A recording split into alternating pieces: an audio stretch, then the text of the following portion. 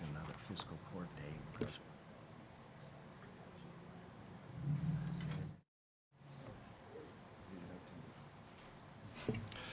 Good afternoon, ladies and gentlemen, and welcome to Oldham County Fiscal Court.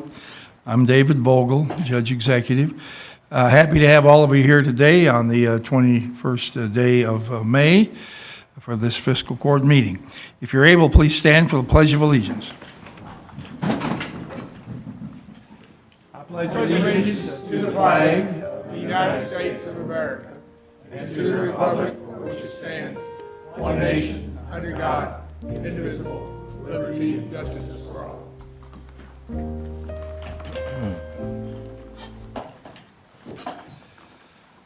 All right, Allison, will you please call the roll? Magistrate Likens. Here. Magistrate Jeffries. Here. Magistrate Hounds. Here. Magistrate Hawkins. Here. Magistrate Dye. Present. Magistrate Logston. Here. Judge Vogel. Here. Having 7 of the 9 members of the fiscal court present, this meeting is now in session. Is there a motion to accept the agenda? So moved. Second. Judge, Yes, sir? can we move the agreement between Oldham County Fiscal Court and JKS Architects to below, or to right above personnel actions? Sure, I guess so, if we need to. I'll second that. All right.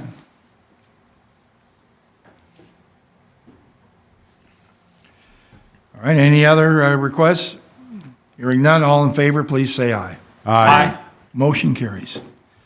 Now we'll have a motion to approve the minutes from our last meeting, please. So moved. Second. Second. Judge, Yes, sir. I'm sorry, I just forgot something here. Could we ask to add the fall 2023 paving contract amendment to the agenda? We had a meeting today at a road committee, and I would like to add an amendment to the 2023 paving schedule.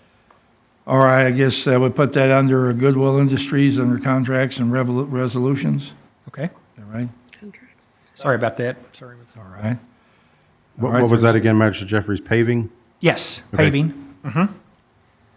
We have an amendment we're going to propose to the 2023 fall paving schedule, or the paving schedule, I'm sorry. Thank you. All right. Is there a second on that? I think there was. All in favor, please say aye. Aye. All right, motion carries.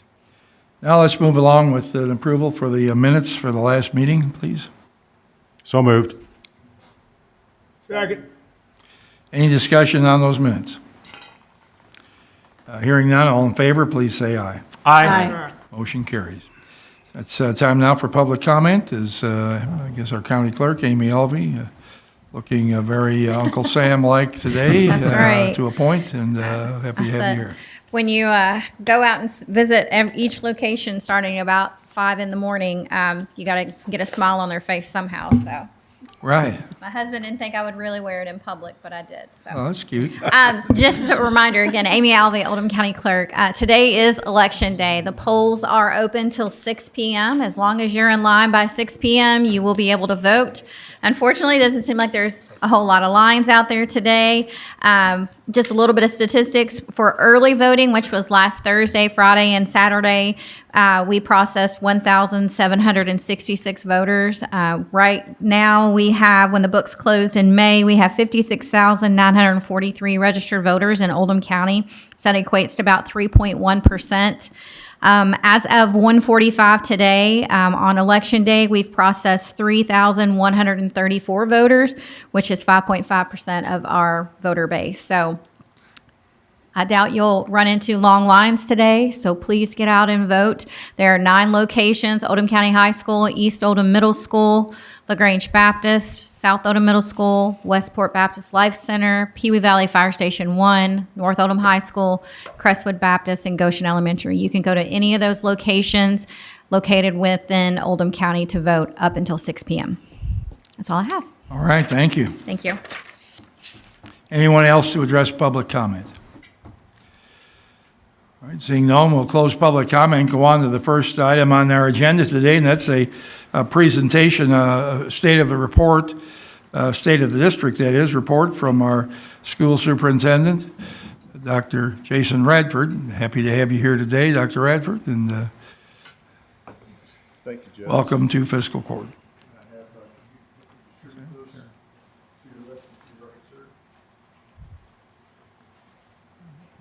See if I can follow directions about navigating. Well, thank you, Judge, and Fiscal Court, thank you for allowing me to spend some time with you. It's one of the things that I'm most excited about is to be able to talk about our school district. I had the opportunity to speak in front of you, present to you last year, and so wanted to continue that again this year. What I have given you is a publication that our school district has been working on to tell the story about what's happening for our kids in our school system. This went out to every home and every business right before Christmas.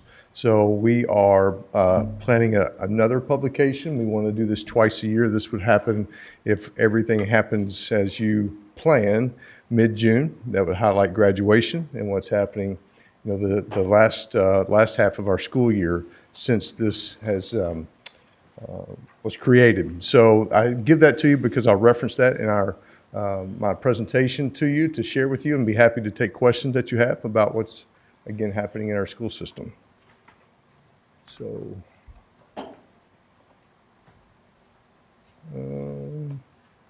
there it is, right there. See if I can find the. There we go.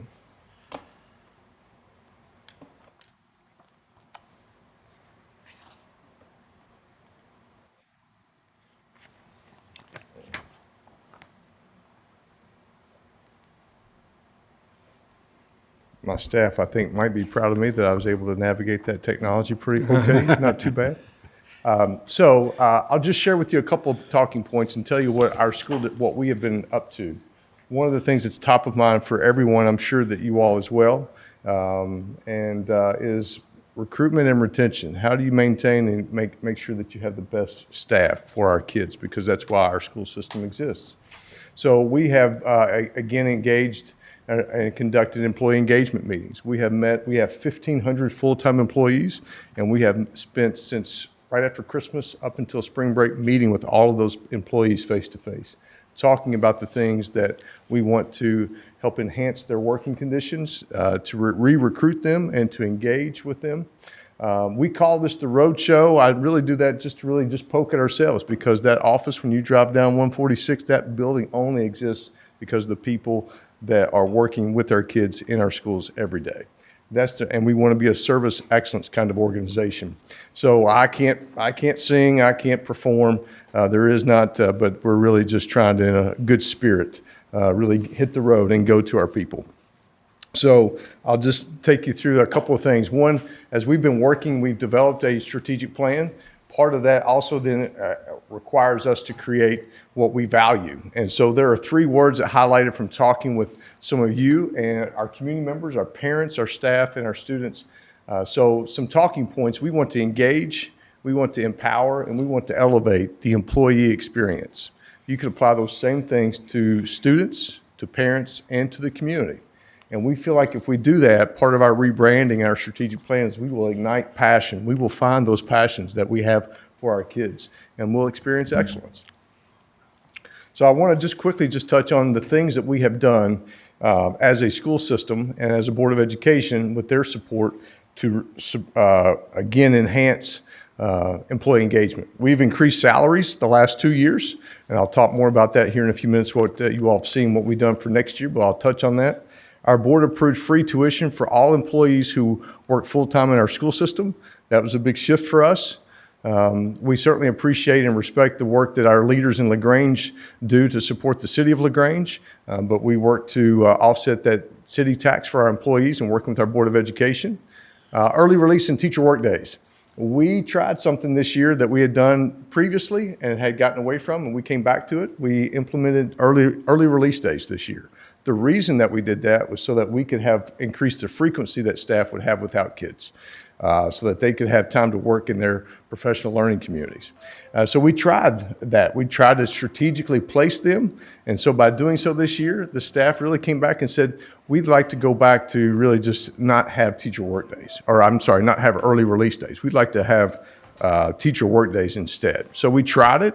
And so part of our message is I think part of it, you all do this probably as a fiscal court, but you have to try certain things. And if they don't work, if you are well intended, then you revisit whether or not you want to continue or make some adjustments. And that's what we try to do. We converted unused personal days into sick days. We try to streamline some stipends for our teachers, flexibility to complete planning time. We worked on staff seeking advancement. We had part of our system did not allow for veteran teachers to become assistant principals. They might take or experience a pay cut. So we wanted to address that, and we did. We elevated our entry level. So those numbers, 102, 103, that's entry level hourly support staff. We increased them or put them to 104, 105, which was about a 5 to 10% pay increase last year. We reduced the amount of time it takes for classified staff to earn vacation days. Just like you all, how do you get a pulse of what's happening across the county when storms or things hit? We use plant operators, and they work 260 days. So we really try to help recruit those positions because we had turnover and gave them shorter time that they could earn more vacation time. Assistant principals, we picked up the pay for that as a Board of Education, for flexible PD days for our schools. And so then that was last year around February, so this past summer and going into the fall, we had and I'll touch on this in the publication that you have, but we had a surplus through conservative budgeting, through the work that we had reducing expenses at the district level. We had a surplus. So rather than depositing that surplus into our savings account, we wanted to give it back to our people. That's a one-time cost. And you all very well know that when you give raises to your county employees, that's reoccurring revenue. You have to look for reoccurring monies. So we looked at instead of making that deposit into our savings account, we gave a $1,500 stipend to full-time employees, $750 to anyone that was hired by September 15th. And so then we came under budget after September 15th. We were under what we had projected. So we wanted to recognize those that were hired after September 15th. And so the board approved for them to have $1,000 or $500 for part-time by March 30th. We fixed classified experience. We had staff that were working for us who had been or who were coming from the private sector, job-like roles, and we were only giving credit for half year's experience. So if you were an administrative assistant for 10 years in a law office and you wanted to work in our system, we might only give you credit for 5. So we had to review every employee's HR file and work experience and verify, and we really fixed that, addressed that, and we made adjustments. We increased substitute teacher pay by $30 a day. You've heard me talk about a 5-year strategic plan. Community newsletter, that publication you have there in front of you, that's the first one that we've done since in recent memory. We used to do some things through the Oldham era, but we really tried to take this on as ourselves. We added an additional SRO to our number that we have across the district and working with the Oldham County Police Department. So we appreciate the fiscal court and with Judge Vogel. We have Title Health pilots. We have Baptist Health had contacted us and asked us if we would pilot or do a free pilot to our staff to have virtual health. So if someone's not feeling well, like if they have an ear infection or a sinus infection, sore throat, they can be seen virtually and have a prescription sent to their to CVS or to Walmart, wherever their pharmacy is, and it can help keep them at work or expedite the service that they get.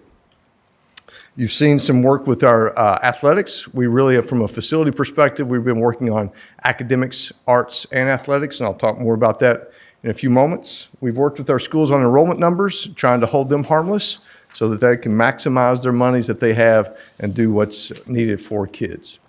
So we've talked about, you may have seen this, but our new strategic plan talks about 4 pillars: students, employees, families, and community. So when we talk about engage, empower, and elevate, we want those experiences for those 4 groups because that takes all of us for our school system to be successful. And so this next slide just really touches on the work groups that we have to make all those things happen, to help us solve problems, to help us stay on track. You can see strategic planning, budget, curriculum, all the things you would anticipate a school district would be working on, engagement, recruitment, project planning, and those things. I want to briefly touch on our priorities. Now, the legislative session, as you all very well know, has ended in April. as they closed out their session. But we advocated for three things from a Board of Education perspective. We advocated for fully funded transportation. Currently, in this current school year, this is the last year, as you all very well know, of the state budget. This is the last year, July 1st kicks off the new budget. We were funded at 69% transportation. That remaining 31% had to come out of our general fund. That cost us $2.6 million in Oldham County. You cannot compare that to other school systems because school systems and districts and communities are different sizes. So getting fully funded transportation would give us reoccurring revenue. That's what we're asking. There was once upon a time where we did get fully funded transportation. So we're asking for that. We're asking for an increased base in SEEK per pupil at $325 per student each year. So that's $650 over 2 years. So I'll kind of frame it this way. If you think about SEEK as a very complicated formula, it's been around since 1990. It's the main driver of how school districts, public school districts, are funded in Kentucky. There are two pots of money and two main pots of money for student services, direct student services. There is local dollars and then there are state dollars, okay, when you talk about revenues. Our revenues come from locally from our tax assessments, property assessments. So in 2010, Oldham County, so every school system has a split, if you're with me, locally and state.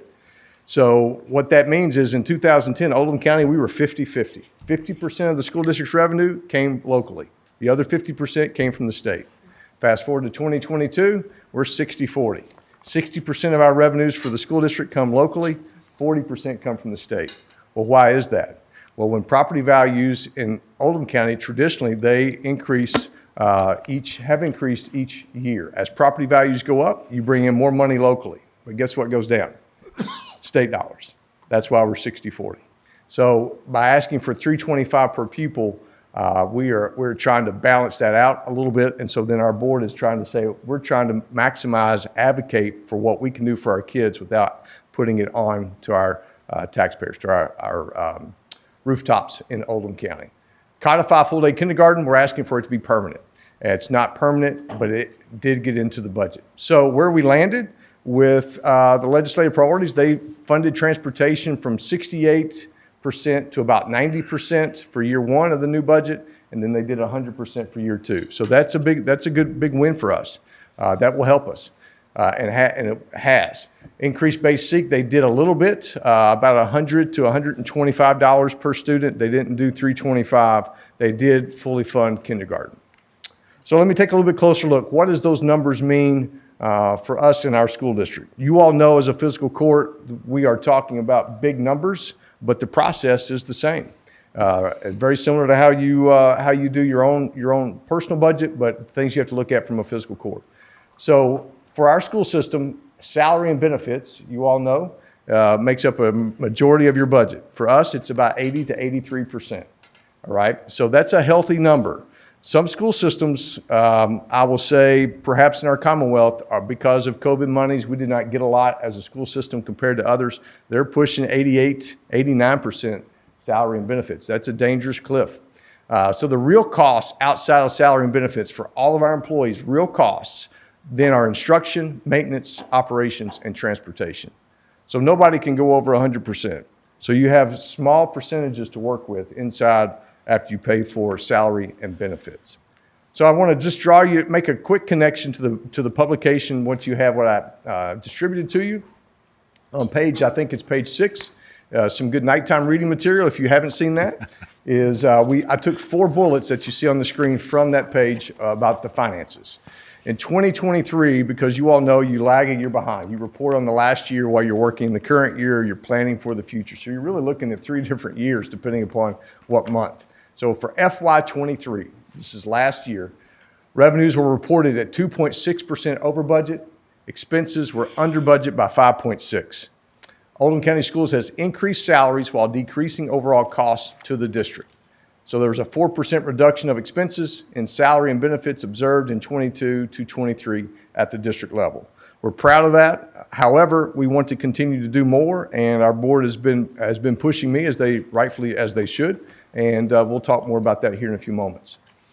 Want to just mention to you the things that we've really looked at to help kind of really create synergy and focus for us, things that were within our control.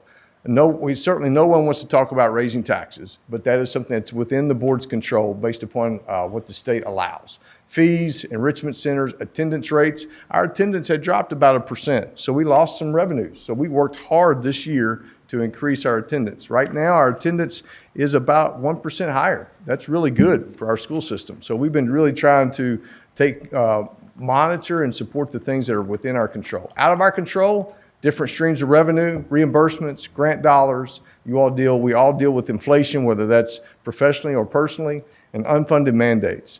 One of the things I'll just speak to you is that the state gave us a positive budget for school districts. One of the other requirements that the state has is that school districts had until July 1st to select a literacy curriculum for all schools, especially for elementary schools. Great. They didn't provide any additional funding that was earmarked for that. And for our school system, that's about $900,000. However, we got a positive budget, but we wanted to give that back to our people. So you all deal with those kinds of things all the time. But it's something that we had to contend with as well. Big expenses, staffing, transportation, technology, and construction. So we reduced staffing. I want to talk about that here in just a moment. And what we did, transportation, we worked on advocating for increased transportation costs to help offset the general fund. We restructured contracts for technology. Construction, you drive across Oldham County and look in our system, in our school district, you see lots of projects. Those come from restricted funds, and so we cannot use those funds to pay for teacher salaries or benefits, not mine or anyone else's, and that's the same across all of Kentucky. But however, we are required, and we should be using those monies to make sure the kids in our community have the best experiences. Smaller but impactful consumable items, utilities, software, insurance, benefits. We've been working hard to how we can maximize those services. So last year I came to you and we talked a little bit about staffing ratios. So I want to just kind of briefly touch on that. So we made 0 changes to these ratios for the upcoming school year for next year. 0 changes. But I want to just quickly touch on the state says at K3 you should be at 24-1. In Oldham County, we're 23.2-1. Fourth grade, you can see fourth, fifth, and sixth is 28 or 29-1, the state says, and we stay at 23.2, and we go up to 23.65. Something I want to clarify is that does not guarantee what every class size is like in Oldham County. However, what that does mean is that the SBDM by law gets this number from the Board of Education. They take how many fourth graders they have and they divide it by 23.2, and that's how many teachers that they have to contend with to provide based upon that number that the Board of Education gives them. I cannot go, as superintendent, I cannot go to the SBDM council and tell them how they need to, if they have 9 magistrate slots, how they need to divvy all of that up and work with all that. I cannot do that. That's by law, that is SBDM council. So that was not the best example, but you get my drift. However, so we did not make any changes to the ratio. What we did worked on making sure that our dollars follow our kids, because we looked at students who were going to U of L, to JCTC, and those kinds of things, dual credit. So move on to the next item. We wanted to look at the cost of a raise and how does it impact our budget. So collectively as a district, when we want to give a 1% salary increase this year, before the board took any action, it would roughly cost us $800,000 for a 1% salary increase. To put that in perspective, our entry level this year for our hourly class support staff was $13 an hour. You can see 1% really doesn't move the needle for those employees. So we needed to look differently at how we were doing that. Certified, that's our teachers. 70% of that 1%, if you can stay with me, is about $560,000. And then 30% for our support staff, hourly support staff is $240. That's the breakdown of the 800. So a $1 raise for hourly classified would cost $855, and a $2 an hour raise would cost just over $1.7 million. So how do you do that? How do you contend with that? And that goes back to our advocacy points and the state budget that at that time. One quick side note, when we put this together, this was done right around December or coming back after the first of the year. So you can imagine it just takes time to get to everyone. So, but we want to be transparent about the things that we talk about with our staff. So you can see for teachers, a 1% to a 5%, you just add $560,000 to each percent. And that's the cost that the Board of Education had to contend with. So let me get into our recommended changes for facilities and projects. So for restricted funds. So the board has asked and has currently in the process of, if you look on our district website, our district facility plan approved by the Board of Education, just over about 18 months ago, Buckner Alternative is the #1 priority. That's the old central office. It is so this upcoming school year, that facility will come down. And we will build a new Buckner Alternative Learning Space that will be open for other collaborative spaces. In addition to that is a new spectator gym, a new basketball gym for Oldham County High School. That will be something that the community can be very proud of. Oldham County High School is the only high school of the 3 that does not have 2 full-time gyms and access for kids. So that's not just for basketball, but that's for during the instructional day and outside the instructional day. So the board also is working on plans for a new LaGrange Elementary from the ground up. So that they're in conversations about that now. And then the third priority, and this is off the district facility plan, is a new performing arts center. When you go to Crestwood, the arts center has been a great addition to our school district and our community, but that facility is very, very old. And so we're working on what that looks like and where that would be. So LaGrange and performing arts, no announcements have been made yet. The board is still in discussions about all of that, but that is something that we are committed to doing for looking ahead to the future. We've talked about new fields. Currently, if you go down by Oldham County High School, you see the new soccer field is under construction. We expect and hope that to be ready by the beginning of the school year.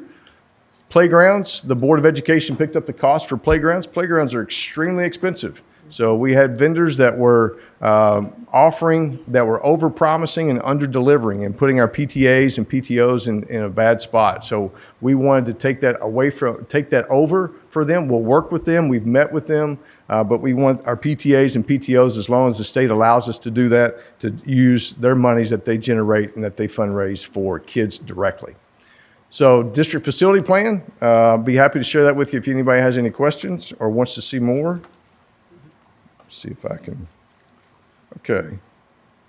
All right, so next thing I'll touch on is our Board of Education approved leave for recovery from childbirth. 71% of our employees are women, and we wanted to be able to provide that benefit for anyone who needs to recover from childbirth. We extended beyond family and medical leave. We approved policies for both of those. National boards, teachers can get national board certification. So we worked on those stipends. Bus driver field trip pay, we adjusted that for our bus drivers. And then the salary review process was certainly underway, and I'll touch on that here in just a moment. Let me also just touch on the publication, and let me come back to that. One of the reasons many reasons that we did that, I would stop and get gas or go to Kroger here in LaGrange, and people would stop and ask me, well, I heard this thing on Facebook. And tell me, is that true or is that accurate? And where is that? Where does that stand?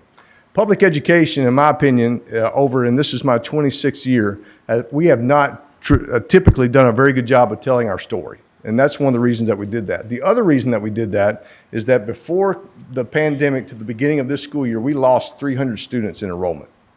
And that cost us about $1 million. And I just told you a 1% increase, which was $800,000.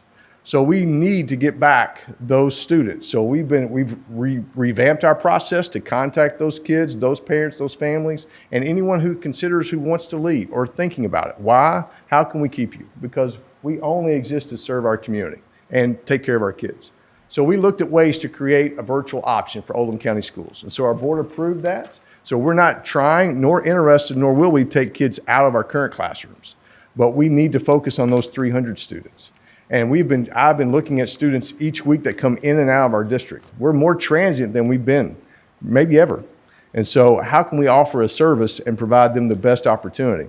What that also does, and it does not feel great to really talk, but it's a fact, is that if all the students that we keep, we get the revenue for that. If we lose students, we lose revenue. However, we really are here to support their learning.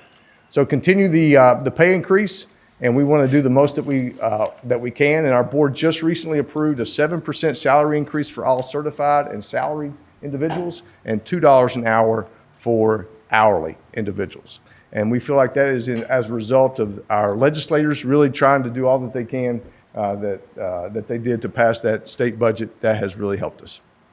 So that is all that I have. I'd be happy to answer any questions that you have. Thank you for letting me share with you. Right, Dr. Radford, thank you. Questions, Magistrate Jeffries. Just a couple of things, Dr. Redford. When you talked about the virtual option or whatever in schools, if those kids, those 300 kids you were talking about, decided to do the virtual, does that add back the million plus that you lost through the SEEK formula? It would. Okay, so it's basically the same. You'll get the same amount of money if they're doing virtual versus if they're actually in a classroom. That's correct. That's correct. The difference is that traditionally for students to go to any one of our schools to attend and show up in person, that's attendance based, and the virtual academy is performance based. Okay, and then Liberty. I know it's in the process of being taken down. Yes. Do you have a timeline on when that will actually be done? I expect that the actual demolition to start here really anytime soon. They had to remove some underground tanks and do some abatement of that building before they could actually do the demo itself. So that should be happening. I was actually just out there today. It hasn't started yet, but I expect it to start any day now. Okay, thank you. Yes, sir. Magistrate Likens. Thank you. Dr. Radford? Yes, sir. I heard on the radio last week there were 4 million workers short of HVAC, plumbing, electrical, the tradesmen of the world. Are we doing anything to address that? I know our demographics out here are somewhat different than maybe some of the inner city schools, but just wanted to hear your take on that. Absolutely. It's a great question. I have a somewhat of a response. I don't have a complete solution, but you're exactly right. That is an issue. We have worked with our post-secondary partners to help increase those opportunities for kids. And while we've also asked our students what are their interests, trying to be very strategic about what they're interested in, that career exploration, not just that, but also those opportunities. So we've increased some enrollment in some of those areas, construction, HVAC. Outside of our system, we don't have those opportunities. We're currently working on that. Something that speaks a little bit to that, but not specifically HVAC, but we've opened a welding lab at South Oldham High School that has filled. We have kids that are waiting to get into that. It's exceeded what we expected. But those are the kinds of things that we want to provide. The challenge that we have is we can provide some of those opportunities in our buildings or create some classroom space, but being able to find someone that can teach that course. For example, we talked to a few folks in the construction industry, and they were not willing nor able to give. They had someone that they could provide, but it was cost benefit to give that person up to teach the course versus being able to keep them off the job site. So it is a real thing, and we're trying very, very hard. Matter of fact, we need to expand those opportunities. Magistrate Hawkins. There was a rumor about Oldham County High School. Is that going to be torn down, or is that just a rumor? No. So Oldham County High School, no, will not be torn down. The matter of fact, in terms of that particular building, the core, Building 1, closest to the soccer field, that building, I've actually met with teachers, met with the principal, myself, and talked about the needs of that building, and that's on our district facility plan. Okay, and then I had another kind of a statement. We came from schooling outside of the district and then came into the district, and I was surprised. I didn't know that we would be charged dues and fees, and so that was a surprise to me as a parent. And I learned about it when my kid went to buy a prom ticket or homecoming ticket or something. He wasn't allowed to do it until those fees were caught up. And so could you address the reason for the fees? And then I was told then you have to pay it unless you're getting a free lunch or something of that sort. And so it was surprising to me. And then the communication behind those fees, I thought was a little bit frustrating. So I never did really understand the fees. I knew one fee was for a library book that I chose to keep because of the content. My kid picked it out and I didn't approve of it. So I did pay that, but then all the other ones, it was surprising. So we have, there are requirements for our school district that if a student or families are on free and reduced lunch, that we have to tend to that. We have worked diligently with our Board of Education in terms of fees to be more clear and concise about what those fees are for, why we're paying those. Yeah. And so the board has approved those fees. One of the things that we're challenged with is inflation. The cost, everything is much more expensive. We have tried to be judicious, but we still have some work to do to make sure that we are transparent about, I don't want to say that no one hasn't been, but clear to our parents about what those fees are for, why we are collecting those. So we've done some work, and we're going to continue. But the reason for the fees is to help supplement, offset the cost of the district, and by and large, a lot of those have been in place for quite some time. So we have looked at how to, but it's also incumbent upon us to really revisit all the things, processes that we have in place and how we can make them better and to have a really good experience for everyone. Yeah. Okay, thank you. Sure. Manager Towns. Yes, thank you. I've heard this speech before. Yes, you have. When you came and spoke to the Realtors group, which was nice and got positive feedback. I think the publication is great, and you're right. You know, you made the comment about we don't tell our story. It's not just you. It's, I think, a lot of it. I don't know that the court tells our story very well either, but the publication is nice, and the highlights and that it is nice to see from a person who likes the numbers. I like it when you put the numbers in there, and it is a selling point. I mean, the school system is a selling point when, as a realtor trying to sell properties. It's a very easy conversation, and really appreciate that because it's not one that we don't have to work hard. We just say, well, the statistics speak for themselves, and you can go out and see that information.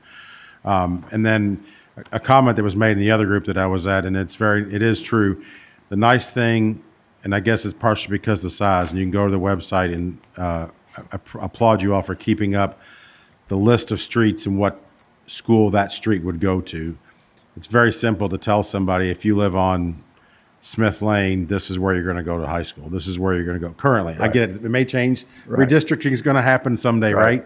But it is nice that you guys do keep that information and keep it up to date. Well, I appreciate that, Magistrate, and thank you for those kind words. Our team, they've worked really hard. Currently, if we were to build a new, and thinking about enrollment, we're flat. We're starting to see some numbers go up. We're not where, when I started 3 years ago, our enrollment's not where I thought it would be. But I'll be very honest with you that that's been a challenge for us in Oldham County. That the statement I'm getting ready to make is not something that probably is really we've ever talked about here in Oldham County. Is that we compete with kids now more than we ever really have, in a way that we didn't 10 years ago. So we still have students and parents that want to come to us, but we need to make sure that that's why we've really worked on our brand, our plan, and try to communicate and really connect. We can always get better. Certainly, like I tell our staff, I don't think I have all the answers by any means. My wife will say absolutely not. So, however, we need to continue to, and that's part of this engagement here, that if there's things or thoughts that you all have, we take those and we try to act on them if it's something that's within our realm of possibility. So I appreciate the feedback and thank you for the kind words. Manager Dye. Thank you, Doctor, for being here today. Yes, sir. I have a few questions for you. Some of these things about telling your story, these are the things that I hear, I'm not going to say on a regular basis, but regular enough to, Okay. Is there ever going to be a Brownsboro Elementary in any time in the near future? Can you repeat that one more time? Brownsboro Elementary. So that's a great question. If we were to build as of right now, if we were to build a new school and add to our menu of schools, we have 20 schools. That would be, it currently would be a middle school, and it would go to Brownsboro on that property. However, there are not any plans or anything like that at this time that have been developed, but that would be the plan if we were to go on today. The challenge that we have is the state If we were to build a new middle school, the current 4 middle schools, when that new one opens, the current 4 could not drop below 85% capacity. Right. So it has it's a sliding scale that we have to work in. However, that's one of the reasons that we're really pushing with a lot of facility improvements is to be ready, because we're going to grow. You all know we're going to grow with what you see coming across now and for the future. So we're trying to make preparations to be ready to do that. You have to almost be at the busting point before you build Yes. another school. Yes, sir. I get that. Yes, sir. But I just trying to get some answers from people. Absolutely. You mentioned several new schools and some improvements here on your list, Buckner, LaGrange, Performing Arts and such. Are these improvements, are they going to be paid for with existing funds, or is Yes, the sir. tax increase going to be put in there? So for us to be able, our Board of Education has every intention and plans to build 3 new facilities, those 3 facilities you just listed, and we can do so without raising taxes one more penny. Okay. The next question is, there's always a question I hear, well, they've got so much land, blah, blah, blah. Is there a list of inventory of the property that your board owns? We have, that's a great question. I'll have to follow up specifically. Don't hold me to this, but if I remember correctly, it was about 12 months ago that we reported to the board about all the property that we owned in the district, and that was public part of one of our working board meetings. Right. So that is, but if you can, or the judge can follow up with me, I'll be happy to point you in that exact I'll get direction. back with you. Be on happy it. to. The teachers, what's your average daily absentee rate for teachers? Just an average. I'll have to follow up and get that number for you, sir. That's a good question. All right, and the last of my good questions is one thing that telling your story is, and you suffer the same thing that we do here on this court, is when you talk about raises, people tend to think, well, I just got a raise, but they have to remember that raise is in perpetuity. So that $1 million, $2 million, $3 million that's costing you more this year that didn't cost you last year, it's going to be there for every year on. That's right. So some people do lose sight of that, and when you explain that to them, they'll say, I never thought of it that way. That's right. They think about people's raises like they think about buying gasoline. It's 50 cents higher today, but 40 cents lower tomorrow. They can't quite get the gauge on it. But anyway, thank you for being here. Yes, sir. Thank And you. I'll get back with you. Absolutely. Thank you for the questions. Anyone else? I assume here when you said free tuition for employees, you're talking about attracting people to work here from Yes, sir. outside the county who can Yes, bring sir. their kids. Right. And specifically, we're really trying to for anyone, but really trying to target bus drivers as an example. Our transportation we've improved. We've hired more bus drivers. We still need probably about 12 more, probably. But it's improved. There was a point in time where I wasn't sure we were going to be able to run the buses a few days, but that doesn't mean they were always on time though. But we've been trying really hard. One quick more question. Dr. Redford, on the tax here in LaGrange, the occupational tax, is that something you all are covering now for Yes, employees we are. that work in LaGrange? Yes, we are. Okay. Yes, sir. All right. That's all, sir. Absolutely. I was going to ask you one more question here about the feeling for a long time has been that LaGrange Elementary is a stepchild in the system. Can't seem to get a new school. Get a new school here, new school there.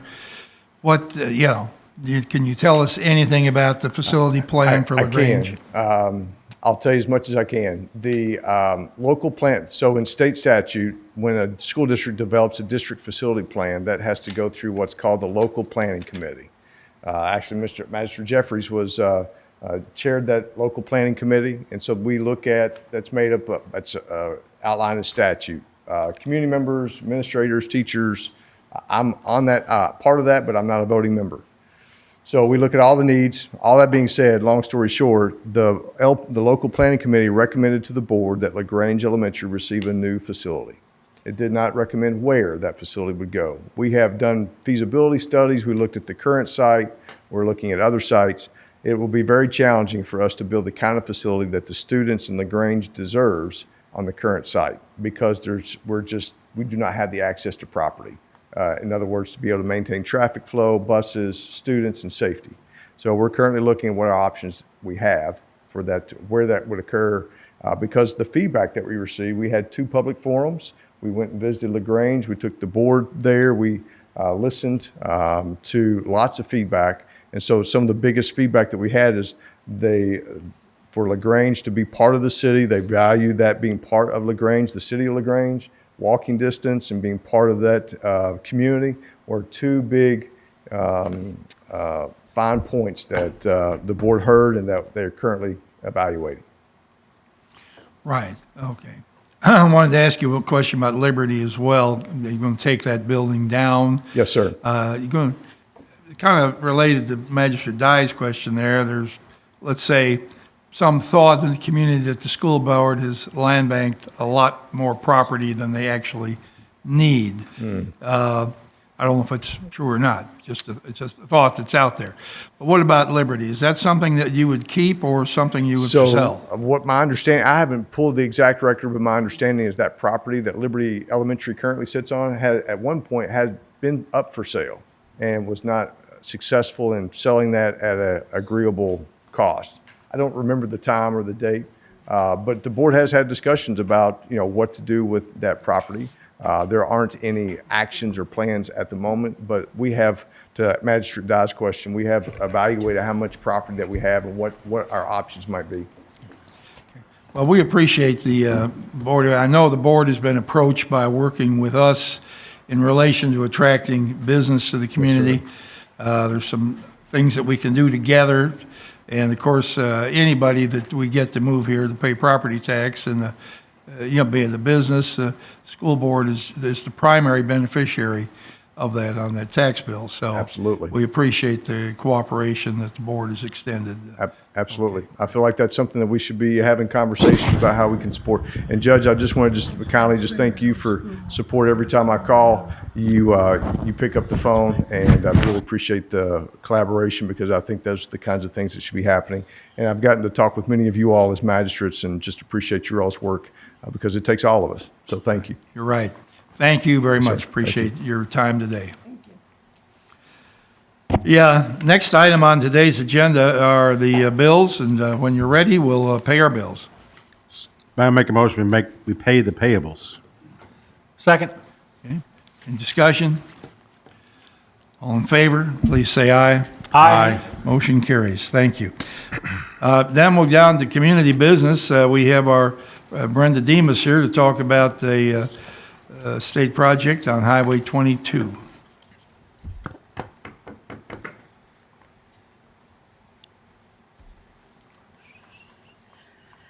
Good afternoon.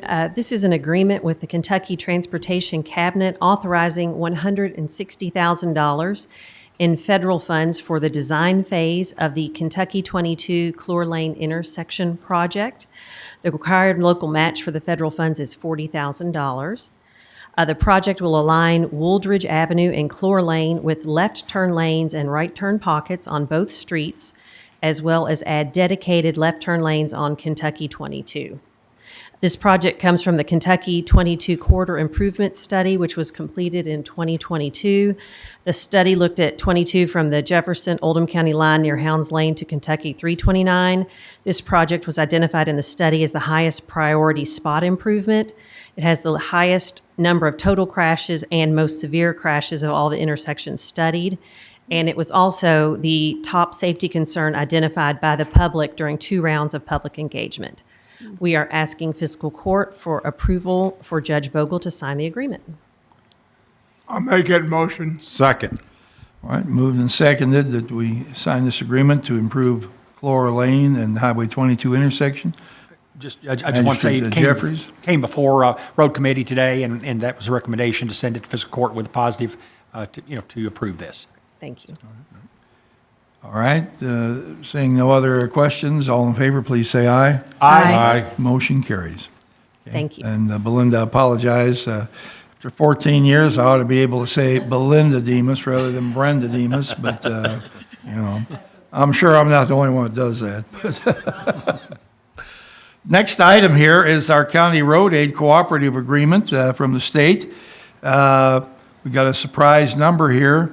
We had expected the 600 and some $1,000 in our annual cooperative road aid program, and we got a notice that beginning next year, July 1, they expect it to be $857,000. So that's a good break for us and a plus.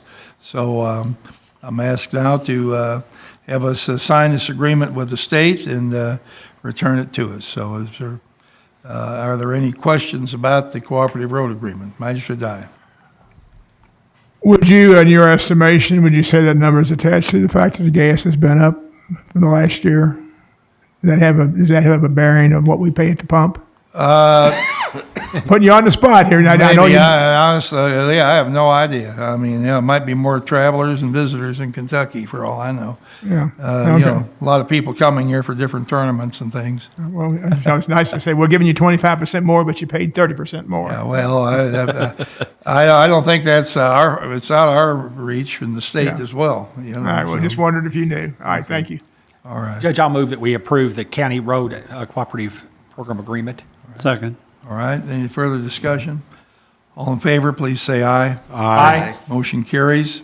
Now, there's always a resolution that goes with this, adopting the county aid cooperative program between Fiscal Court and the Commonwealth of Kentucky Transportation Cabinet, and beginning July 1, 2024, and as provided in the statutes and accompanying all roads and streets referred to as part of our county road aid system. So we agree not to put this on anything other than a county street. So we'll take a roll call resolution on the vote on this. So, Need a motion first, or? well, I guess I need a motion, yes, I'll go with one. I'll move that we approve this resolution as submitted to the court. Second. All right, motion made and seconded. Now we'll take our roll call vote, please. Magistrate Helms. Yes. Magistrate Likens. Yes. Magistrate Hawkins. Yes. Magistrate Logston. Yes. Magistrate Jeffries. Yes. Magistrate Dye. Yes. Judge Vogel. Yes. All right, motion passes 7-0. 2 people absent. All right, thank you. Now, the next thing on the agenda here today is a public hearing. Every year we have a public hearing in regard to the money that comes in for the county road aid through $831,000 expected, and the county mineral severance tax, $186,000 and some change. This public hearing allows people to address whether or not, or how they would like these funds spent, if there's some particular way, regarding the paving, the snow removal, or various transportation projects, such as the bike and the ped trail expansion, rail underpass, and so forth. Is there anybody here who would like to participate in a public hearing speaking in favor of or in opposition of any expenses planned for the 2025 budget? Okay, seeing no one, I'll close the public comment, or close the hearing and go forward. Thank you. Next contract is for the Goodwill Industries, is asking us to give our okay here on a contract for them, or a resolution that is, that they go and get funding from the State Finance Authority. They ask for a resolution from the Fiscal Court adopting their request to the Finance Cabinet that we agree with this and think it's a good idea. We have no obligation in this whatsoever, other than saying we think it's a good idea or a poor idea for them to put a Goodwill store on Highway 53, sort of across from Kroger, just a little bit down there near the Zale Smith intersection. So is there a motion that we adopt this resolution? So moved. Second. Any discussion on this? Magistrate Hawkins. As I read this, was there any commitment from the county regarding a bond issuance? They would still have to get all the bonds that anybody else normally would have to get, right? Well, they get that from the state. Okay. And it says here on page 2, as you see, it says, this resolution, no action taken by the fiscal court of the county in connection with the proposed bonds shall be deemed to impose any liability whatsoever on the county. That, we're not on the hook. All we're saying is we think it's a good idea that these bonds be issued. Okay, so when they submit their plans to planning and zoning and their builder pays the bond, and then we hold on to that, Yeah. you're saying that we would continue to do that this wouldn't affect that? Well, yeah, it'd be a normal building project. Okay, These are bonds for construction of, not for water, not for, environmental issues or something of that nature. It's to build a building. okay, It's like getting financing for the building. gotcha, okay. I just wanted to make sure we weren't, like you said, the environmental thing was still, they Yeah, would. oh yeah, they have to do all Yeah, that. okay. Just like anybody else. Gotcha. Judge, just follow up on that. Magistrate Hawkins, they are under construction out there. It's been approved by the Planning Commission, and they are actively constructing the building now as we speak. So, Okay. Mr. Baxter, you have something? Judge, I did notice in the packet, and Magistrate Likens pointed it out to me, reminded me of it, the county attorney approval form is not signed. I will, for the record, state that I did review this. I'm not sure where the signed form is. Allison has it there, so you all have it. It's just the signed one didn't end up in your packet, but I did approve this contract. All right. Thank you. Question. Badger die. I've read through the thing here, and I don't, for the life of me, understand if they've already approved it, planning and zoning, why do we have a dog in this fight? I can't actually tell you that other than the fact that the state asks for this Because it's on support. Because it's on a state road, or No, because they're going to, it's something the finance authority wants a resolution from the fiscal court, but I guess they like the project. I think guess it's that's- part of the statute, Magistrate.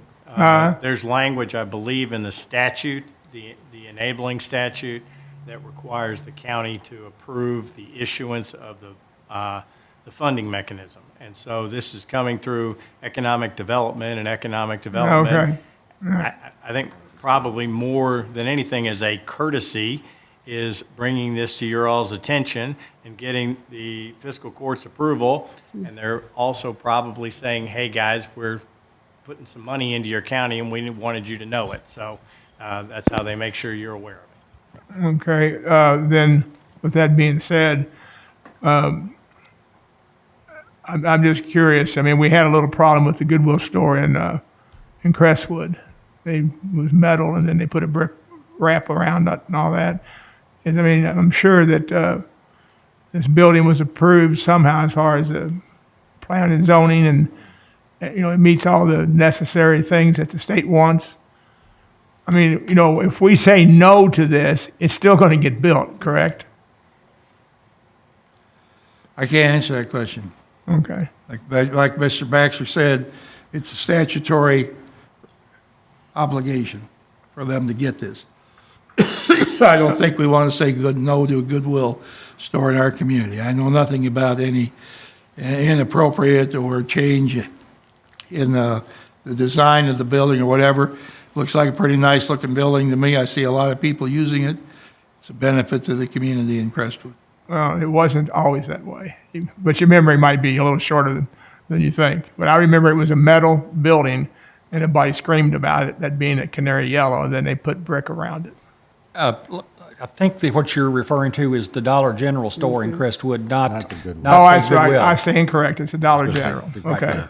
But Goodwill anyway, never was yellow. Yeah, no wonder, I didn't think my memory was that short. well, one of ours is, but Whose I just don't. memory is- I mean, they would have got this back when they were going to plan and zoning. Let I the don't get record it. show that Bob Dodd doesn't know his colors. Yeah, let it go. Yeah, she doesn't. Or his organizations. All right. I stand corrected. Did we have a Thank you. motion on this? Yes. And the second? I second. Okay, Oh, second. yeah, well, we already had, I think. All right. Do we have a motion and a second? All right. All in favor, please say aye. Aye. All right, motion carries. Thank you. Now we're down to paving schedule. Magistrate Jeffries had an amendment to the fall schedule. I'll let Mr. Silliman bring us up to date on this, and then I'll add to it. Jim Silliman, Oldham County Engineer. Yes, thank you for adding this to the agenda. We recently have identified some streets that we've had to remove a couple streets from one paving packages because for some future work to be done by another agency, we don't want to interfere with that. So in order to balance out the work being done, we'd like to add 2 streets in the vicinity of some work that was done off Zalesmith Road. We had with the fall 2023 paving package, our contractor resurfaced Zalesmith and then also Maple and Beach Avenue. Walnut and Lilac, which are part of the Maple Grove subdivision, were left out because we were trying to limit that scope for available funds. But since we now have it available, I'm asking that fiscal court allow us to add approximately $50,000 to that contract to pave Walnut and Lilac. So it would bring the existing contract, which is at $1,194,207.50. Add the $50,000 to it, and it would be $1,244,207.50. Judge, I would move, and this came before the road committee this morning, and we moved to send it to the court today with a recommendation that we add the $50,000 to that contract so they can do that while they're in the area. And I know that the court has had an interest, if any money that we have carried over that we're not utilizing in the budget cycle to try to, put those funds to use. So that was the reason that we recommend that we court approve the $50,000 amendment. All right, moved and seconded. We approve this amendment. Any further discussion? All in favor, please say aye. Aye. Motion carries. Thank you very much. And for your awareness, weather permitting, the contractor has said they should be able to get to this next week or the week after. So, yes, sir. Judge, Yes, sir. I have a question for Mr. Silliman. Where are we on the 22 Hounds Lane or the Hounds Lane? Tomorrow, Okay. weather permitting. So it ain't gonna happen then. We'll see. Because it's hot. But they've been planning for the closure of Hounds Lane to replace that apron intersection tomorrow. So we'll see. Because there's supposed to be weather moving in. There is supposed to be a lot of weather. So. Okay. All right, thank you. Now on to committee reports and recommendations. We're up to a public hearing today, second reading on the Comprehensive Solid Waste Management Ordinance. And Becky Zockline, will you lead the court through the request to adopt the ordinance? Thank you, Judge, and thank you, members of the Fiscal Court. You've all received a copy of this draft ordinance, which combines all the existing solid waste ordinances, some of which have not been updated. Well, all of them have not been updated at all since 2004. So this puts our ordinance in a logical fashion, and it creates, it syncs up with our solid waste management plan, the 5-year plan. And it makes our ordinances much more readable and understandable, clarifies what is existing as of today, and augments what we have been practicing as a county since I've been in this position. So I'm asking the court today to accept this ordinance and place it into county code. All right. Judge, are you ready for a motion? Do we have to have the hearing first? We're going to have a public hearing here first, so this is a public hearing. I think I'll ask you a question before the public hearing. Does this ordinance require the termination of existing contracts that any city in the county has with a particular hauler, or does it require the city to enter into an agreement with whichever hauler the county chooses? And do they have to do business with that hauler? I mean, there's a little confusion about that, I believe. Yes, I've heard that.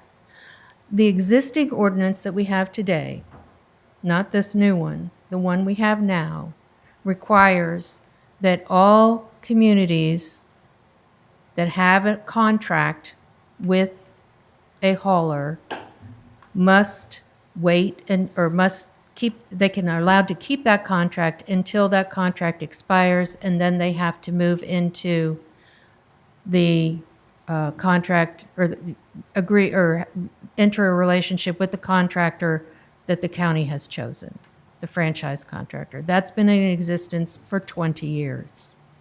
So the new ordinance continues that same rule, only it extends it to not just cities, but also HOAs.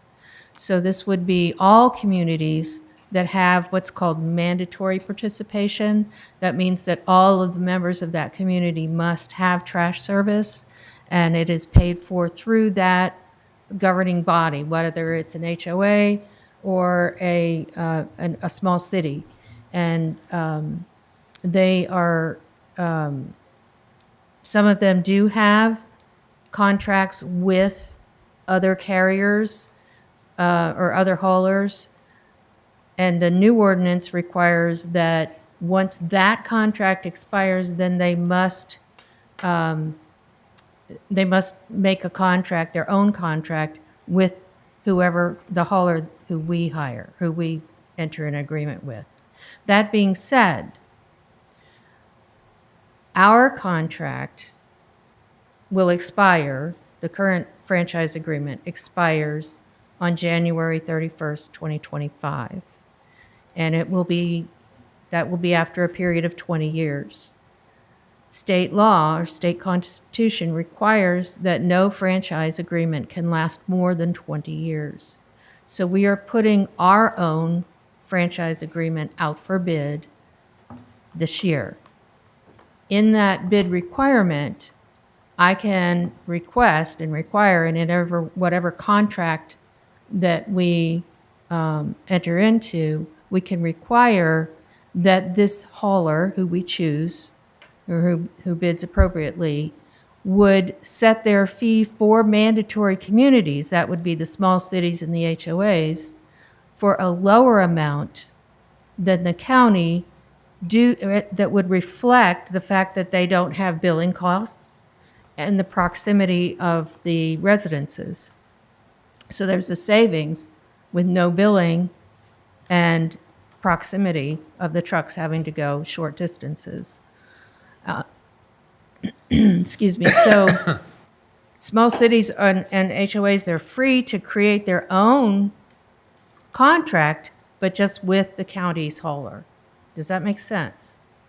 Yes, but there's a thought in there I'd like you to explain that, well, I have to do business with X. Mm-hmm. Well, what makes X willing to negotiate a favorable contract with me since I don't have a second option? Well, back in 2022, all the small cities agreed to go along with our solid waste management plan and to adhere to our plan. This is part of our plan. So I have an agreement from small cities that they would follow what we're doing. Including LaGrange? Yes. Judge, if I can add to that, this is governed by KRS 224.43-315, which is a requirement that requires the county to have a universal municipal solid waste collection program, which is probably one of these lettering things that you're using when you talk about this. But under that statute, it indicates that cities can be exempted, but they have to have a couple things in place, which I don't believe the city of LaGrange or any of the incorporated cities in the county have. And one of that is they have to have their own solid waste management plan that complies with that statute. Garbage collection is not a solid waste management plan. The county is entitled to enter into an agreement to hire somebody to perform these responsibilities under our solid waste management plan. And unless there is a city of the first or second class within the confines of the county, that's the only way that maybe you can be exempted from that. So what Ms. Zockline is talking about is having the county be in compliance with Chapter 224. And actually, my reading of the statute is that there is a potential, if the county is not in compliance with Chapter 224, that there might be some things that the state could do to cajole our compliance, including there being some possibility that we might not get some of these grants that Becky gets from time to time for the collection of tires and things like that. We would not necessarily be eligible for those funds if we are not having an ordinance that complies with Chapter 224. All right, thank you. This, as I mentioned, is a opportunity for a public hearing. Is there anybody here present who would like to speak in favor or in opposition to the ordinance, proposed ordinance? If you do, please rise. All right. Grandpa. His knee operation didn't do him any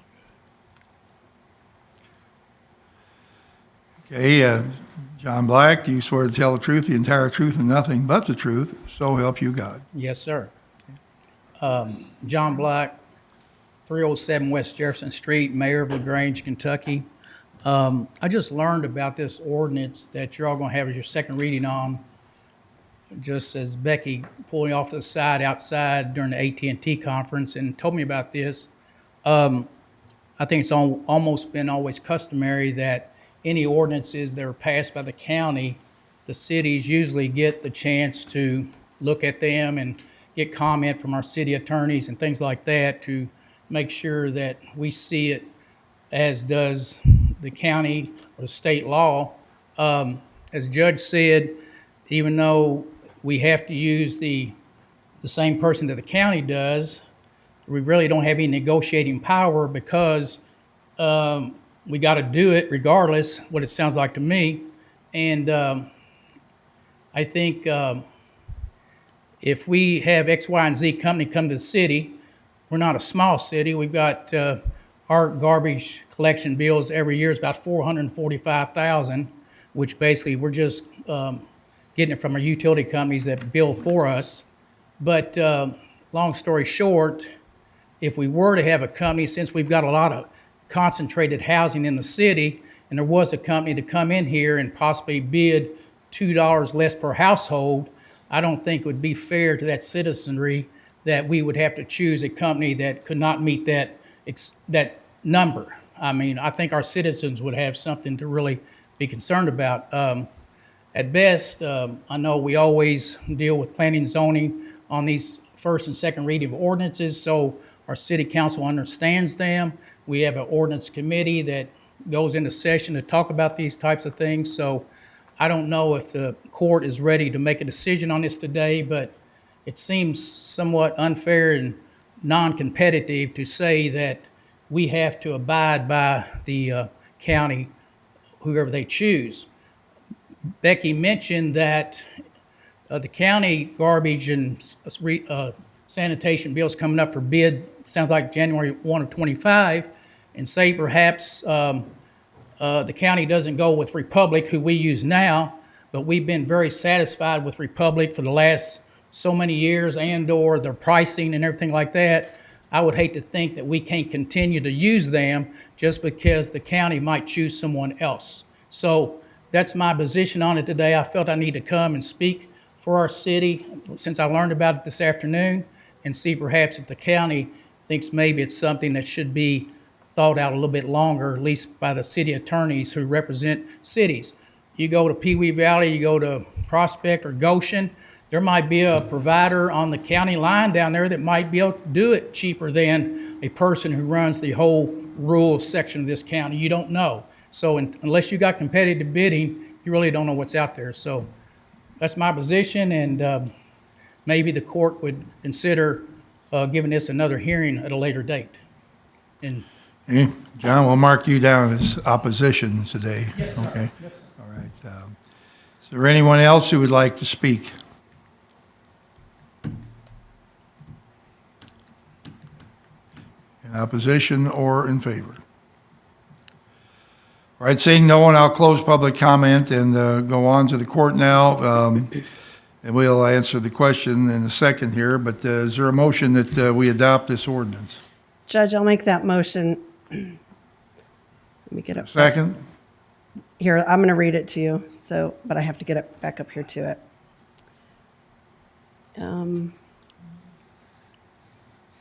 Okay, hold on. I'd like to make a motion that we approve ordinance number KOC 24-830-409, a comprehensive solid waste management ordinance which repeals and replaces the existed solid waste ordinances and its amended ordinances that followed it. I'll second, Judge. All right, we have a motion and a second. Now, discussion. I'll ask if Becky would like to respond to the comments made by Mayor Black. Thank you, Judge. As I mentioned, in the bidding process and in the final contract process with whichever hauler we choose, which would serve the county best, we would be able to put in a stipulation that mandatory communities be given a fairer rate in consideration of the fact that they don't have the expense of billing and they have the cost savings of proximity of residences and density. In addition, though, the advantage to the county as a whole is if we all are together under one hauler, we're a much more attractive customer. Therefore, we have much more negotiating power by being a unified county or solid waste management area. So with all the cities on board and all the HOAs on board together as one customer with variations throughout the county, but one hauler, we're more attractive to that individual hauler, and we're in a better position to negotiate. Measure die. Or no, I mean, Well, measured Judge. I've got something to say. but I first. actually meant to say measured hounds. I looked at him and said die, but I'll get to you. That's almost insulting to me. So there were several of us that went through this ordinance pretty much line by line, and similar comments were made. And I think that what everybody needs to be aware of is the ordinance is written to help the cities, the HOAs, and the county by having one solid waste ordinance. And if Mayor Black or Mayor Rogers or Mayor Kramer or any of the other cities would like to have their own solid waste plan, not speaking for Becky, but they can create one if they want. That they're fully able to do that. But I think what they will find out, as with some of the things that the fiscal court does on the behalf of all of Oldham County, is, to Becky's point, we're better to work together as one big group than several smaller groups. The solid waste ordinance, as it's written now, gives us some flexibility and gives us tightens up some things that have not always been clear. They're clearer now, if those are correct terms.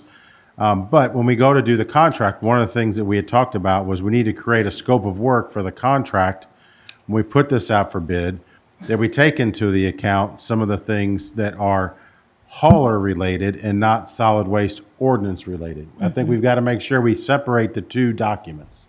The solid waste ordinance should live on its own, and the waste hauler contract should live on its own. And when we get to that point, I think we need to have, I don't know what you want to call it, a work group, a committee. We can call it whatever.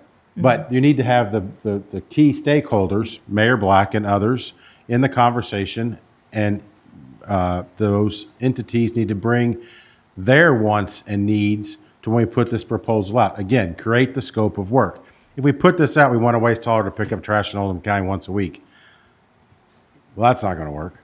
I mean, it's got to be way more specific than that. And I'm not going to pick on Becky, but when I start talking about the scope of work, she's like, I know, but we got to put that together. Okay. I think we just have to get that group together. This is step one. Let's get this passed. Step two will be to create the scope of work for the contract. And when we were talking about this the last meeting ago, I said, why are we in such a hurry to get this done? Well, her comment was, this is June. We've got to create the scope of work, get this out for bid, evaluate the bids. I said, okay, I'll pump the brakes. So I understand what we're trying to do. We're trying to get this piece done so we can move on to part two, if you want to call it part two. Thank you. Manager Likens. I mean, Logston. Okay, sorry. Well, he did look Who's down more at offended in Likens that one? At first. least I didn't say that. That's right. They didn't say done. Judge, as our county attorney pointed out to us, this is something that's mandated by the state. So it's not something we can skirt around. And second thing I want to say is I took this to the mayor of Pee Valley and Mayor Kramer, and we discussed, in fact, Becky and I met with Bob Rogers about this ordinance. So I don't know what he's decided, but Becky was very clear that you can have your own solid waste if you want to, but you have to do your plan. So I don't know what Bob's come up with, but I do know 2 cities in the county were aware of this. So Thank you. Manager Jeffries. Yes, Judge. I would agree with both the magistrates that have just spoke. I think Chris is right. There will be an opportunity, once we pass this today, and I think we do need to pass it because, we think January is a long time off, but it's really not when you look at what has to be done between now and then. And we've had this ordinance in place for 20 years. So, it's not, we've made a few changes, but the basic concept and core of this ordinance is still the same. We've tweaked a few words and looked at some definitions and things like that, but as it's written and as it's been moved to the court for consideration, I will support it today. Manager Dye. Becky, just for point of clarification, and I agree with Manager Hounds about the scope of work. You got to define what the contract is going to be about. But one thing I've always been a little confused about, and because me and Michael went to Frankfurt many years ago on this waste plan, and I never could get quite the clarity I was looking for because there was a lot of change in your position before you came. Basically, what you're looking for here is we're going to have one hauler that's going to haul everything, right? All commercial and residential. All commercial residential, be it a dumpster, be it a blue Right. can, be it a green can, or a yellow can, or whatever it is. Right. So you're going to throw because I know along the county line across the street from where I live at Norton Commons, they went through several waste haulers just on the residential side. It's because they got some people that have started up these new companies and they don't realize when the equipment to use on a street like in most subdivisions is way too large to go down the alley effect that they have in Norton Commons. So, they went through, I know at least 3 or 4 companies. So I think it's a good thing that we can offer the total pallet to one company. And it's like the mayor is right. I mean, the mayor just found out about it and for whatever reason, but he does have the option at some point in time later on to say, I'm going to go my own way, and here's my waste plan, and then he'll have to go through the same steps and work that we've done. He can even use our scope if he wants to use it. Sure. and if he can get a better price, more power to him. But I think the owners of the landfill in Sulphur will probably be the ones that would want to go to LaGrange, not the ones that own the landfill by the airport. So I agree with we should pass this today. Thank you. Magistrate Hawkins. In this ordinance, there's a lot of reference back to section 4.1, the franchise requirement, on page 11. And to satisfy what the mayor was saying, we could add a clause in there that would say something to the effect under 4.1, should a city or HOA currently under contract with a hauler choose to use that same hauler or a different hauler, then they would have the privilege to do so. And then it wouldn't feel so big government trying to control the little HOAs or small government. Undermine the whole idea. That would undermine the current ordinance. Yeah. I mean, It would allow say a loophole, say, to allow them the freedom to be able to stick with a smaller hauler or whoever they choose. that would be totally different from what we're doing now, what's in the current They already have ordinance. that option. I'm sorry you didn't bring that to my attention when we had our small meetings. But I did in our, that was the first thing that I had said in our ERU IT, was just the concern of the larger government trying to control the smaller government instead of just allowing them to.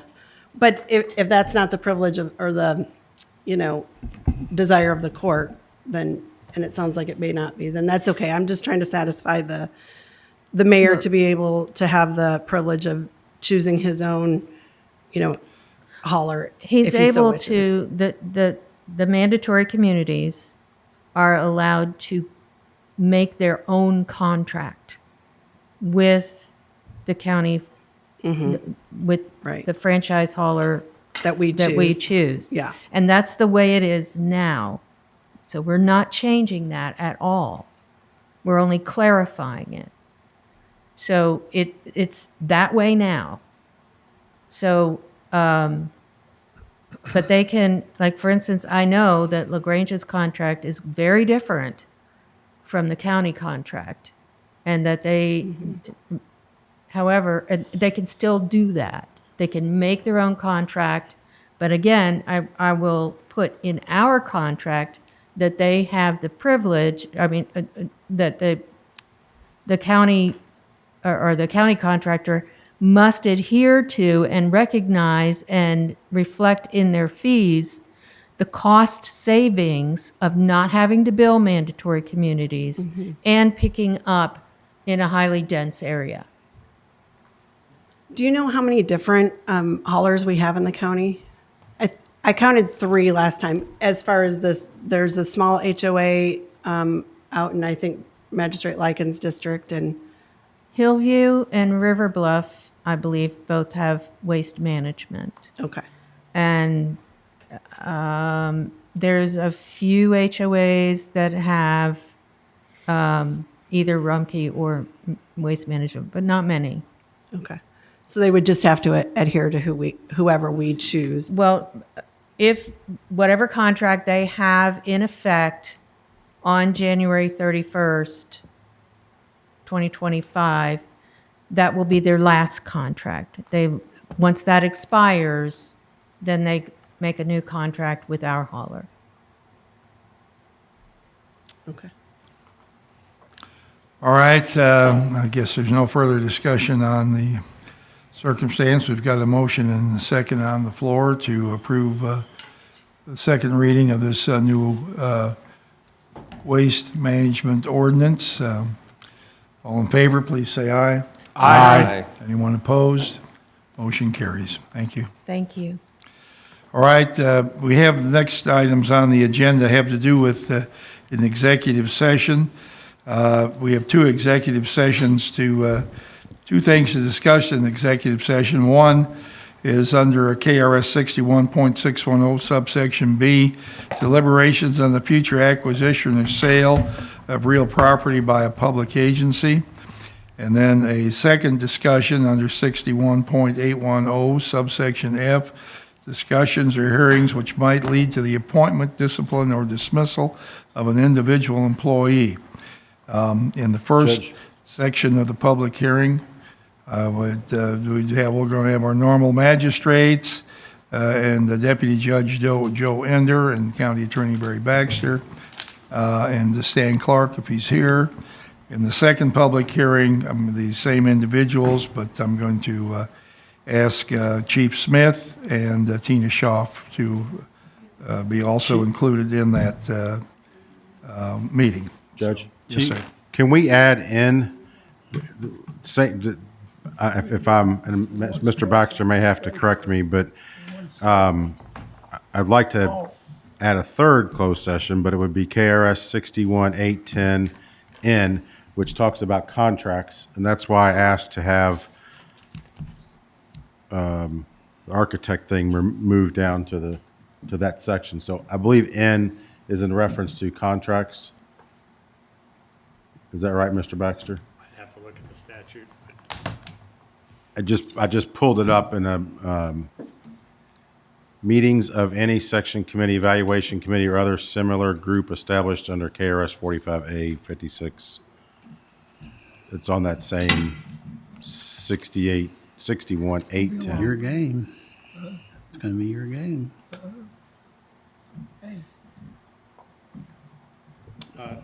That's the correct provision, Magistrate. Thank you. What's that? That is the correct provision. N as in Nancy. All right, you're asking we go into executive session on 61.81010 regarding contracts, 10N. Yes, sir. 10 subsection N Yes, sir. under contracts, all right? Is there a motion for the court to adjourn? So moved. Second. All right, for these meetings, we will take a resume at 3:45, please.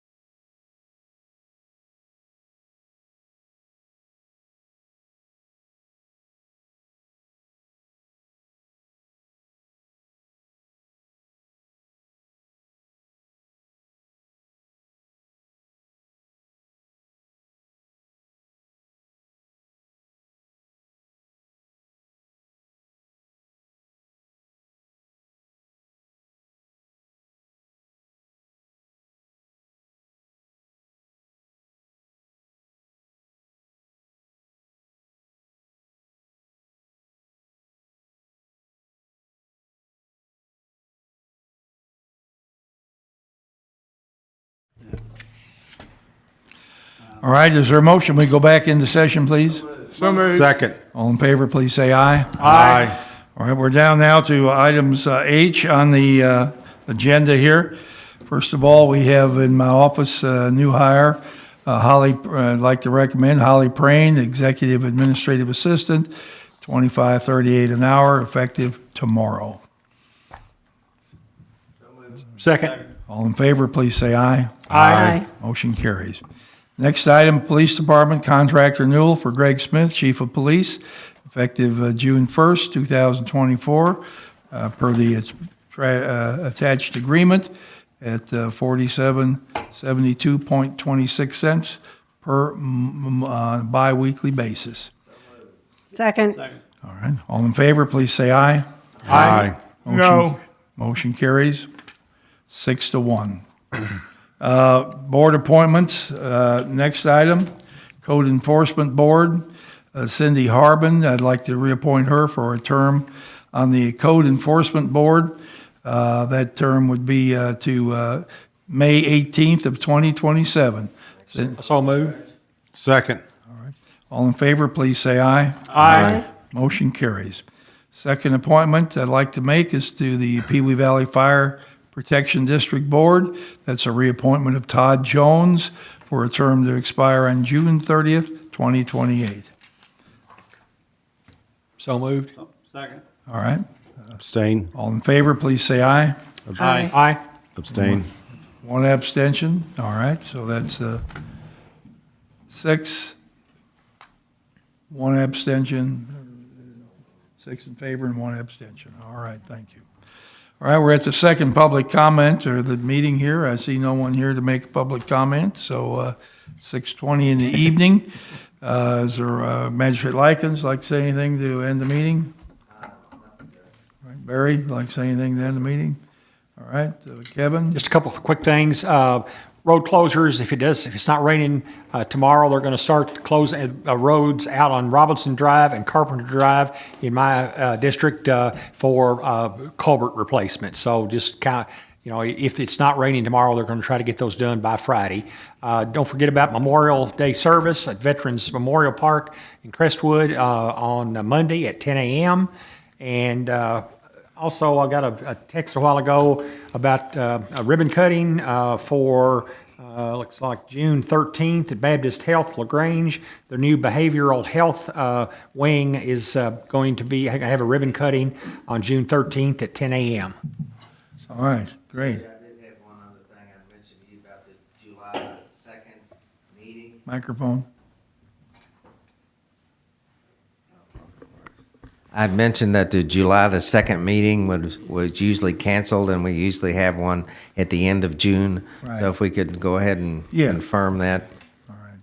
All right, Date. we'll pick a date here. Thank you. Magistrate Howlands. Yes, thank you, Judge. Just a couple of things. One, Monday or Tuesday, depending on the fire department, we'll start the collection for the WHAS Crusade for Children. And the money that is collected in Oldham County comes back to Oldham County schools and Oldham County facilities. Just to echo what Magistrate Jeffrey said about the service at the Veterans Memorial Park on Monday. Those of you, if you haven't attended the event, it's a very nice event. They do a nice job, and it lasts about an hour and some change. And it's on the South Oldham, was that high school or middle school? High school. High school campus. Campus. When you pull in the parking lot, it's right there on the left-hand side. All right, great. Magistrate Hawkins. I wanted to thank Tina for being here and staying. And then I was only just going to reiterate the thing that's already been said twice about the Memorial Day event, 10 a.m. That's all I have today, All right. Judge. Thank you. Magistrate Dye. Yes, thank you, Judge. This goes out, since I was just reminded of this, we have had car break-ins. They're big, there's nothing new about that. But there seems to be an uptick on the people that still don't understand that you need to lock your car. You need to take your weapon into your home. If you have a garage door opener that's in your car, not a part of the car, you need to take that with you. It's the people that are coming to take your stuff are getting a little bolder and a little brighter. So let's see if we can't outsmart them. That's it. Magistrate Lawson. Yes, sir. I just want to bring up a safety concern on Highway 329, the bypass. They're starting to blast on the opposite side of the road now. And I've noticed that when you were going towards 71, there was a lane that the trucks could take off and kind of merge in before they came in. There's no lane now, so they're pulling right out in front of the oncoming cars going towards Crestwood. So just please be careful. The blast is supposed to take place somewhere around 10:30 in the morning, give or take, and it seems like it's taken 30 minutes or so to clear all the rock and everything. It might be a little bit longer, but they have been funneling people up the old 329 and making them go that way while they clear it off. So just please be careful. It's a little bit more dangerous than it was on the opposite side because there's no lane for the trucks to pull out in. So, and I'm sorry, they used to have, before when they did the other side, they had a sign saying they were going to blast, but this time they didn't do it. So apologize for that. So, Judge, do you think you could make a call to KYC and ask them about, do they have any traffic control or there in those, if those trucks coming out, just blowing out on the highway like that? They usually do. Yeah, well, we can try. I mean, we should look into that because that's crazy not having somebody down there directing traffic. They direct traffic on Howard's Lane. well, there is traffic. I mean, they do stop traffic both directions when they're blasting, but when the trucks are pulling out, Well, that's what I'm once talking it about, over. the trucks. Okay. Today we had our closeout for AT&T at 12:30 today. I'm going to apologize to any magistrate who didn't get a notice of it.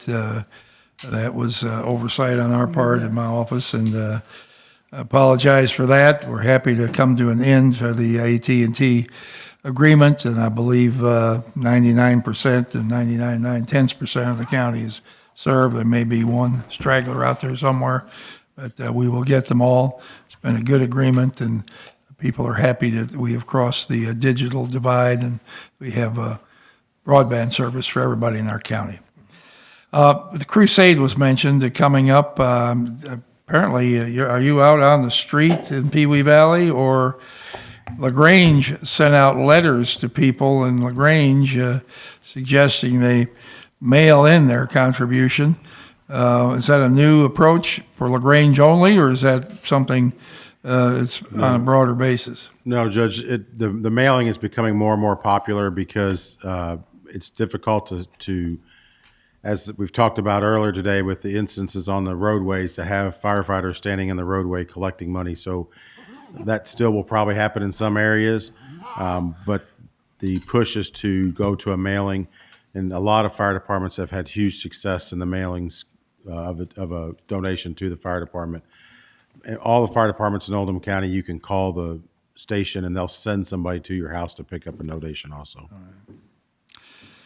Magistrate Wayne Twice has not been here today. His wife has been quite ill, and so we're thinking about Linda today and wishing her well as she recovers from her situation.